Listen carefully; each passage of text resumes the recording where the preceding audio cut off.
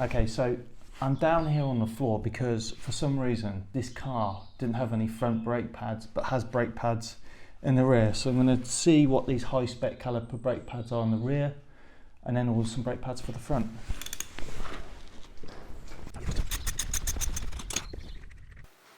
Well, there don't appear to be any markings on here really, so mystery pads.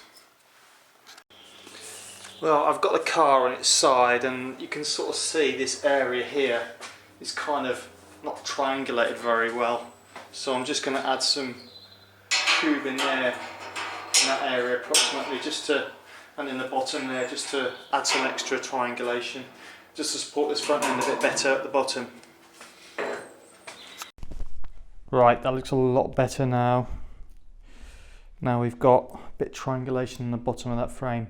Okay, so next job is to just tidy up these wishbones, these lower wishbones. So I'll just get all the crap out of the way.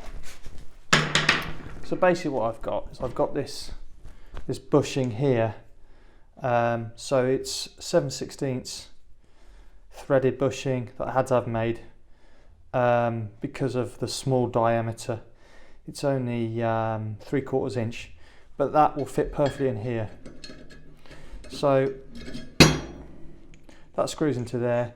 What I was going to do is make some fancy mechanism to try and do adjustments, but I haven't got time and it's going to be too complicated. So I'm just going to do the simple thing and insert the thread into there.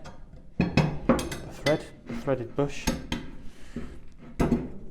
And just weld around the edge and weld around the back edge as well, and then I can thread this in and tighten it down with a lock nut, and that's it, job done. So once I've done that, I've done all the wishbones, I've done most of the front end. I just need to sort of build it and test fit it, and we'll see where we are and see if we've got any bump steer or any of that malarkey. Of an exotic instrument, which is a term used to describe a more complex Job done. So I've built the front end up here, as you can see, and the camber looks alright, but I've still got a very slight amount of bump steer. Something that I hadn't really accounted for with this upright was that the this sort of top surface isn't flat. It's not in the same plane as this is. So the offset between these 2 points here is about 5 to 6 mil. So I need to try and raise the difference between here and here by 5 to 6 mil so they're in the same plane. I don't think I can quite do it. The misalignment spaces I've got in there at the moment are a size too big, so I should gain about 2 mil offset. So I should be able to get about 4 to 5 mil offset, which hopefully should be enough to basically dial most of it out.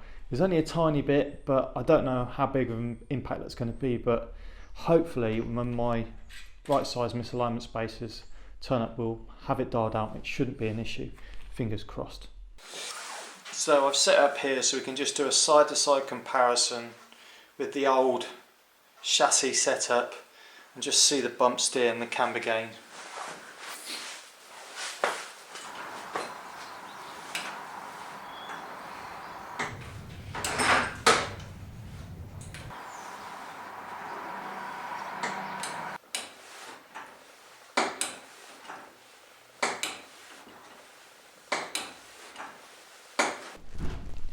Okay, so I naively thought that I would just pop the steering column back in and it would work okay. Obviously that's not been the case. This panel's here because it shows me where the steering column should route. And the steering column needs to route this way because I know if it's here it will clear the carburettor, which is sighted around here. This steering column, if I move that out of the way, unfortunately only has one universal joint, so it only has one place it can bend, and it's a bit hard to see I think from there, but it doesn't quite fit up with here. Obviously I've moved the steering rack and the pickup pinion location has changed. It means the steering wheel's moved back about 100 mil. I actually think a closer steering wheel will be easier to drive, but I'm going to have to chop this steering column and add another universal joint. There's no way around it, unfortunately. It needs it to bend. It needs to come down this way. This pickup point I don't really want to modify and shouldn't modify. So yeah, I'm going to have to chop this column somewhere here and add a universal joint in, and try and put it in a place where it isn't going to clash with my feet, which is going to be quite hard to do, I think. Luckily I've got some Escort parts lying around, and a universal joint and a shaft, and they fit the mini rack and everything quite well actually. So you can see that I've got the original universal joint there, and then another one right on the steering rack. Now that's ideal because it means that the universal joints are going to be out the way of my feet. I can raise that column as high as it will go in the car so that my feet won't be in the way. All I need to do is shorten. All I need to do is shorten the rack. The column by the amount that's sticking out at the top there. Just zoom in. So yeah, that's going to work quite well actually. The only issue is this. You can see that the splines are a little bit longer on the Escort shaft, so I'll have to grind that shorter, and Bob's your uncle. Hopefully that will fit quite nicely.